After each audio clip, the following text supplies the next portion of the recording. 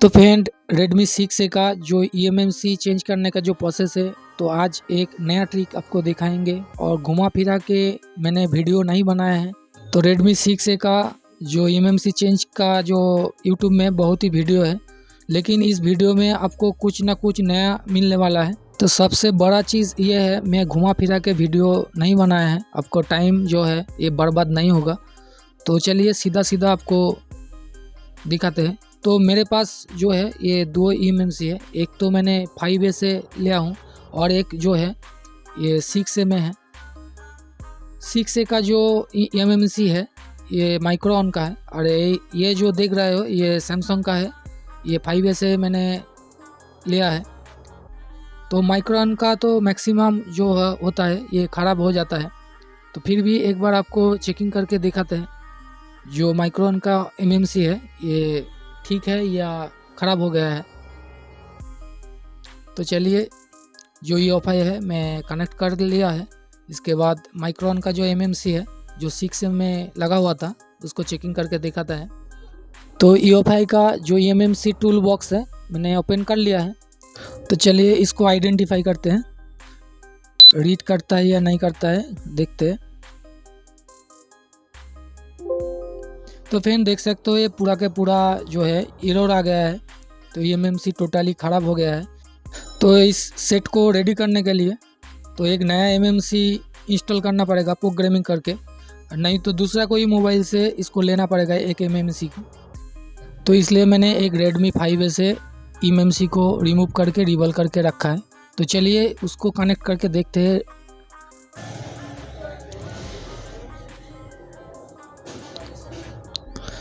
तो इसको आइडेंटिफाई करते हैं पहले। तो आपको कुछ नहीं करना है, मैंने जो ट्रिक दिखाने वाला है तो आप सीधी सी बात है, कुछ भी प्रॉब्लम नहीं है, 100% ये सक्सेस हो जाएगा। तो देखते रहिए इस वीडियो। तो मैंने आइडेंटिफाई कर दिया है, तो देखते हैं।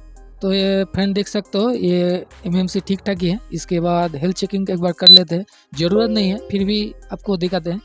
तो देख सकते हो ये 70% 80% कंज्यूम कर लिया है, तो चलने का लायक नहीं है, इसको हेल्थ रिपेयर करना पड़ेगा। तो ये मैं नहीं करूँगा। तो फ्रेंड आपको दिखाता है ये जो मैक्सिमम जो टेक्नीशियन eMMC फैक्ट्री रीसेट करता है तो ये ध्यान नहीं देता है, यहाँ पे जो नैंड फैक्ट्री रीसेट जो नीचे में है ये डन होना चाहिए। ये डन नहीं होगा तो आपका फाइल चलाने से कुछ भी काम नहीं करेगा। तो आपको भी दिखाते हैं ये डन अभी तक नहीं हुआ। तो इसके पहले आपको जो रीड eMMC FW इसको आपको करना चाहिए, क्योंकि RPM भी क्लीन होने के बाद ही ये eMMC फैक्ट्री रीसेट आपका डन होगा, जो नैंड फैक्ट्री रीसेट इस डन होगा। तो पहले मैंने कर दिया है, रीड eMMC FW आपको करना है पहले, तो उसके बाद ही इरेज और eMMC फैक्ट्री रीसेट करना है। तो चले मैंने तो कर दिया, तो कम चल रहा है। तो इसके बाद ये जो फाइल आ गया है ना, ये eMMC का खुद अपना फाइल है, इसको चलाना होगा। तो इसके बाद आपको अपडेट eMMC FW आपको करना होगा, अपडेट करना होगा। तो उसी फाइल जो रीड मैंने करके रखा है उसी फाइल को चलाना है। तो पहले आपको जो कीबोर्ड होता है, कीबोर्ड में शिफ्ट स्विच को दबा के इस फाइल को चलाना है,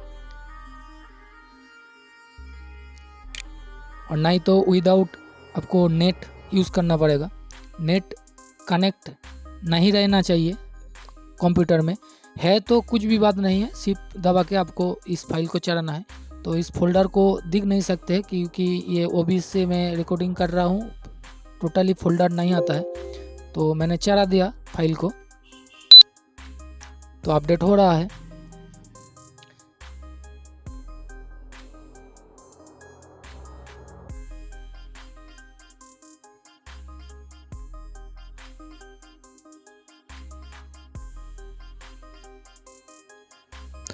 तो फ्रेंड देख सकते हो यहाँ पे अपडेट हो चुका है।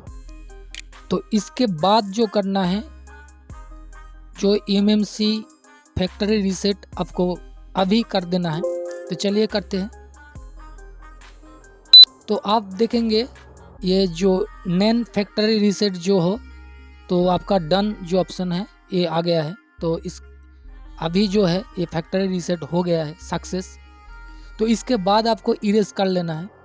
तो और एक बार आइडेंटिफाई कर लेते हैं। तो चलिए इरेज कर लेते हैं। तो इरेज जो है ये डन हो गया है। इसके बाद एक बार और एक बार आइडेंटिफाई कर लेते हैं। तो हर स्टेप काम करने के टाइम पे आपको आइडेंटिफाई बार बार करना है। तो चलिए हेल्थ जो है इसका रिपोर्ट ले लेते हैं। तो फ्रेंड देख सकते हो ये 010 करके इसका हेल्थ पूरा ही ओके है। तो और एक बार आइडेंटिफाई कर लेते हैं। तो फ्रेंड एक बात नोट कीजिए, ये जो पार्टीशन कॉन्फ़िगरेशन में 00 आया है ये 00 नहीं होना चाहिए, क्योंकि मीडियाटेक के सेट में 38 और क्वालकॉम में 48। तो इसीलिए XT/CST में जाके आपको मीडियाटेक सिलेक्ट करना है, क्योंकि 6 से मैं मीडियाटेक का CPU लगा हुआ है। तो मैं कर लेता हूँ। तो फ्रेंड देख सकते हो ये मीडियाटेक का जो XT/CST है ये डन हो गया है। तो और एक बार आइडेंटिफाई करते हैं। तो फ्रेंड देखिए यहाँ पे जो पार्टीशन कॉन्फ़िगरेशन में 48 आ गया है, ये आना ज़रूरी है, नहीं तो CPU को पहचान नहीं पाएगा, रीड नहीं करेगा। तो फ्रेंड मेरा काम अभी ख़त्म हो गया है। तो अभी आपको कुछ नहीं करना है, यही प्रोसेस आपको करना है। और जो MMC है ये बोर्ड पे फिक्स कर देना है। तो चलिए बोर्ड पे मैं फिक्स कर लेता हूँ। तो उसके बाद आपको और जो प्रोसेस है मैं बताता हूँ।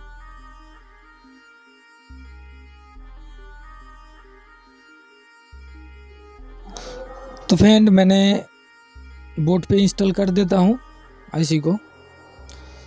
तो इसके बाद आपको जो चाहिए वो है EMT Pro से इसको फ्लैशिंग करना है। लेकिन जो फाइल फ्लैशिंग करना है ये ग्लोबल फाइल नहीं चलाना है, इसको ENG फाइल से फ्लैशिंग करना है। तो eMMC जो है ये इंस्टॉल हो गया है। इसके बाद मोबाइल पे फिट कर देते हैं और फ्लैशिंग करते हैं ENG फाइल से। तो फ्रेंड ENG फाइल से इसको फ्लैशिंग इसलिए करना है क्योंकि इसका जो सिक्योरिटी है, सिक्योरिटी राइट करना है इसलिए, क्योंकि बेस जो इसका बेस बैंड होता है ये अपने आप आ जाता है। तो जो दिक्कत आता है ये सिक्योरिटी का जो राइट करने का, तो ये इजी तरीका मैंने आपको बताएंगे। तो चलिए इसका जो मॉडल है जो रेडमी का और Redmi 6 है, इस मॉडल सिलेक्ट मैंने कर लिया है। इसका स्कैटर सिलेक्ट कर देता हूँ। तो टोटल फोल्डर नहीं आएगा, तो मैंने सिलेक्ट कर दिया है इसका स्कैटर फाइल और फ्लैशिंग करते हैं। तो फिर Redmi 6 और 6A का जो ENG फाइल होता है एक ही होता है, तो चलाने से कुछ भी प्रॉब्लम नहीं आता है। तो फ्लैशिंग हो जाने देते हैं इसको। तो ये ENG फाइल से फ्लैशिंग होने में ज़्यादातर टाइम नहीं लेता है, जल्दी से जल्दी हो जाता है।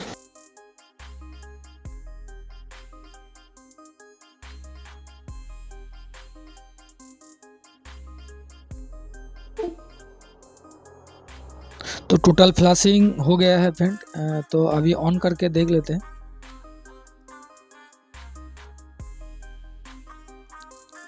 तो मैंने चार्ज डाल दिया, तो चार्ज तो नहीं दिखा रहा है और ओनली वाइब्रेट हो रहा है। तो एक बार अच्छे से देखते हैं। तो फ्रेंड अभी भी वाइब्रेट हो रहा है ओनली। तो हो सकता है इसका बैटरी जो है ये चार्ज नहीं है बैटरी में। तो मैंने मीटर पे भी एक बार चेकिंग कर लिया, इसका चार्ज नहीं है। तो चलिए एक बार DC से कनेक्ट करके देखते हैं ये मोबाइल ऑन होता है या नहीं होता है।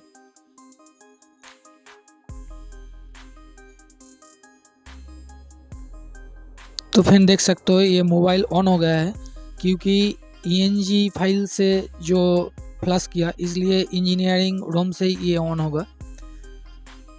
तो ऑन हो जाने देते हैं।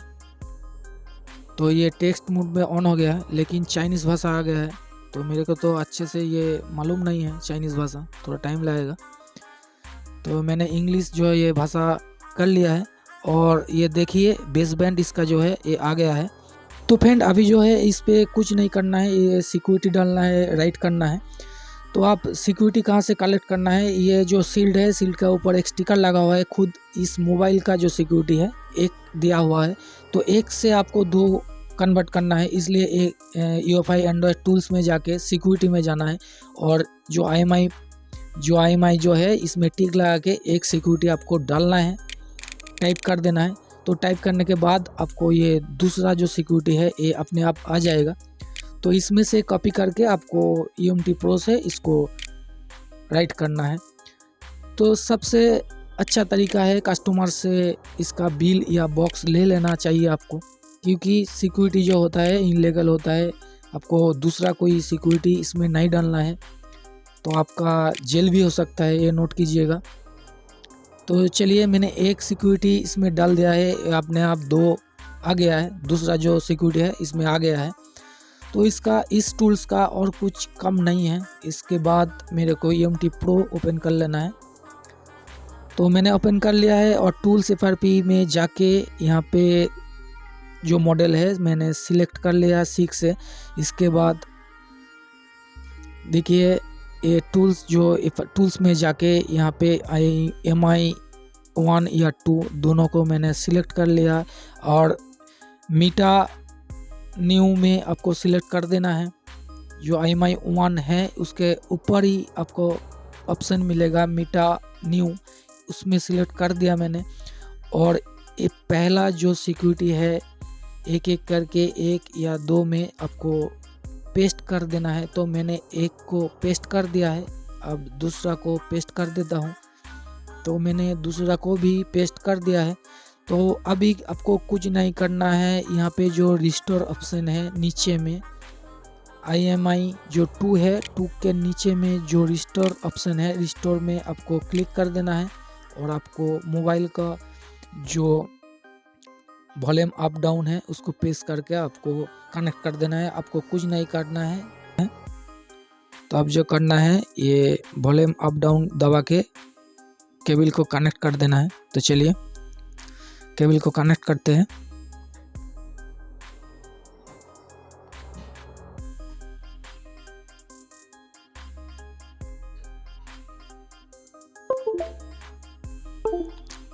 तो फेल्ड आ रहा है, ये कनेक्ट नहीं कर रहा है। हो सकता है इसका बैटरी जो है इसमें चार्ज नहीं है, इसलिए भी हो सकता है।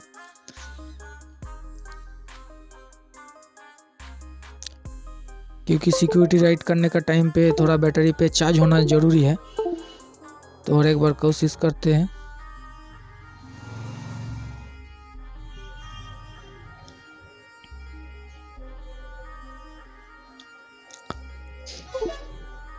तो फ्रेंड अभी भी नहीं ले रहा है। तो मेरे पास और एक मोबाइल है 6A का, तो बोट को चेंज करते हैं। तो उस पर फिटिंग करके देखते हैं ये सिक्योरिटी राइट होता है या नहीं होता है। तो चलिए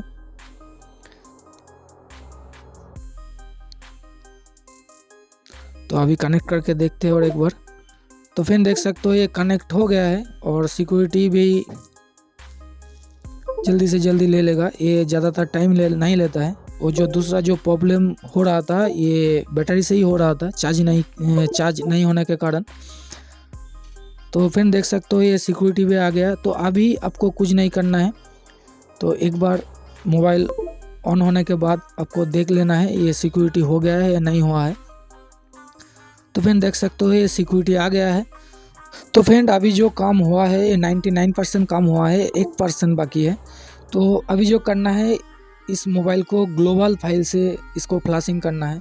तो चलिए मैं एक बार इसका फाइल सिलेक्ट कर देता हूँ, इसका जो ग्लोबल फाइल है।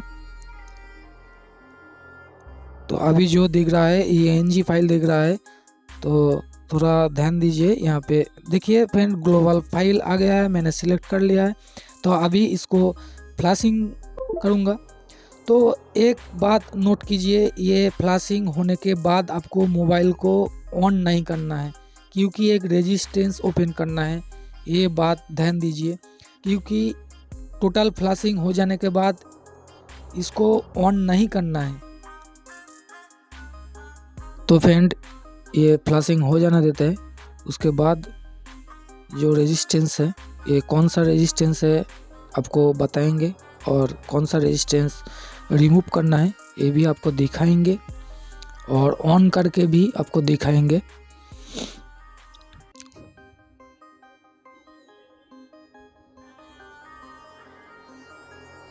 ये ज़्यादातर टाइम नहीं लेता है, जल्दी से जल्दी ये फ्लैशिंग हो जाएगा। तो फ्रेंड ये फ्लैशिंग जो डन हो गया है, टोटली फ्लैशिंग कंप्लीट हो गया है। तो अभी इस मोबाइल को ऑन नहीं करूँगा मैं, तो बोट को ओपन करते हैं और आपको दिखा दे ये कौन सा रेजिस्टेंस आपको ओपन करना है। तो देखिए फ्रेंड, ये सीपीयू के पास में जो शील्ड है, शील्ड को थोड़ा आपको काटना है, इसको कटिंग करना है। और ये जो रेजिस्टेंस है ये हार्डवेयर आईडी का रेजिस्टेंस है, आप अच्छे से देखिए, ये है रेजिस्टेंस। ये रेजिस्टेंस को मैं रिमूव करूँगा। सबसे अच्छा तरीका है ये रिमूव करने से एक साइड को आपको रिमूव कर देना है, क्योंकि बाद में हो सके इस रेजिस्टेंस को काम आए, तो इसलिए इसको रिमूव नहीं करूँगा, एक साइड को रिमूव कर दूँगा। तो देखिए फ्रेंड, एक साइड को मैंने रिमूव कर दिया है।